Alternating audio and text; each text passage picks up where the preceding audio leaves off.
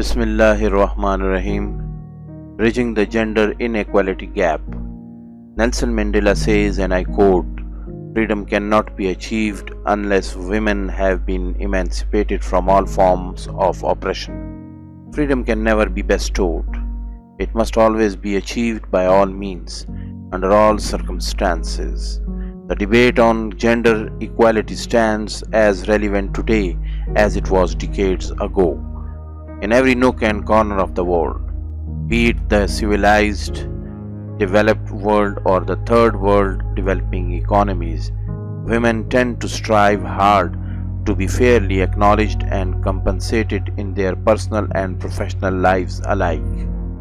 The developing world, though, possess mightier challenges to the upright, strongly opinionated and intellectually strong women who unknowingly and unintentionally end up intimidating the man's world, where kings of fragile ego tends to lend more leverage to the submissive women holding no say in the matters that matter.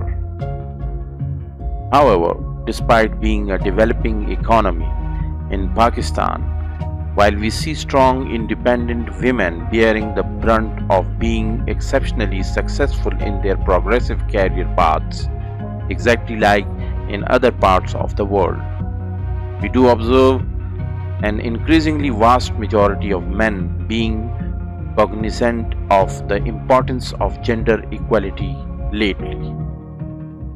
It is pertinent to mention that the real mantra of weighing the importance of both genders and addressing the much talked about harassment issue needs to be understood carefully, as it has outweighed the old obsolete conventional mantra hands down.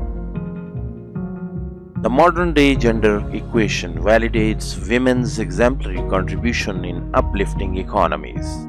Pakistan, in particular, intends to increase its female workforce in police, judicial resource pool, and other interesting fields where women can play their effective role in dealing with women, who form 51% of the total population of the country. Among a few humongous challenges at hand in this regard, we see Pakistan's populace to be highly polarized when it comes to addressing the issue. Despite verbally agreeing on acknowledging women to be an equal entity, if not better, people tend to lock horns over their respective strategies being poles apart. On one hand, there are a handful of women who take it a bit too far, mixing women rights up with the rights for the LGBT community and other not so relevant quarters.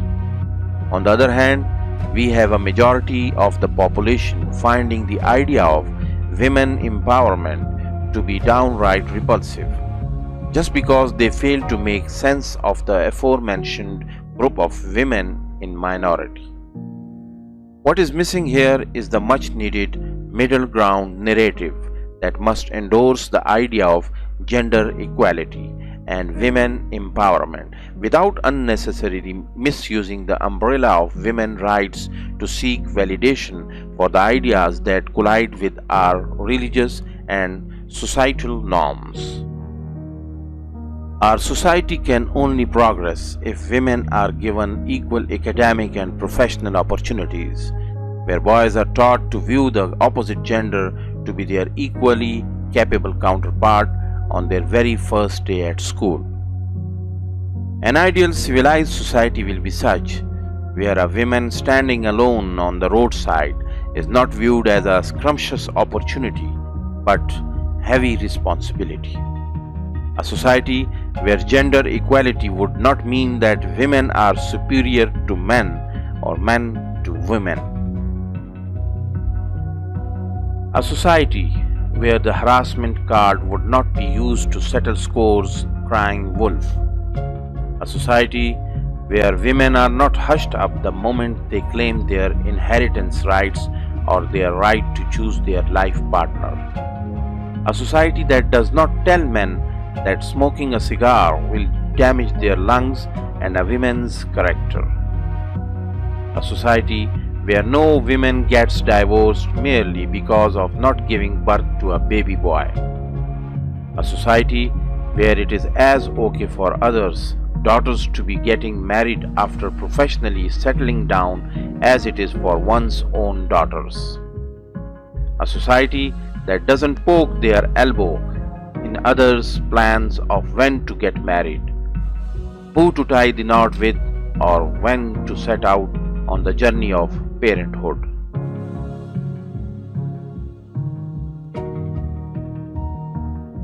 A society that views working women as honorably as the ones sitting at home. A society that was going to be the one where Hazrat Khatija Raziyallahu Ta'ala Anhu was an entrepreneur strong enough to send out the marriage proposal to the Holy Prophet Muhammad, peace be upon him, and no one dared uttering a disrespectful word to begin with. A society that doesn't teach men that strength of a man lies in never crying but never making anyone cry.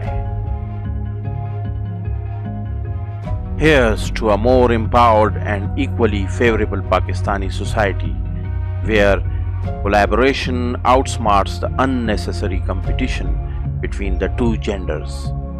United we stand, divided we fall. Pakistan Zindabad.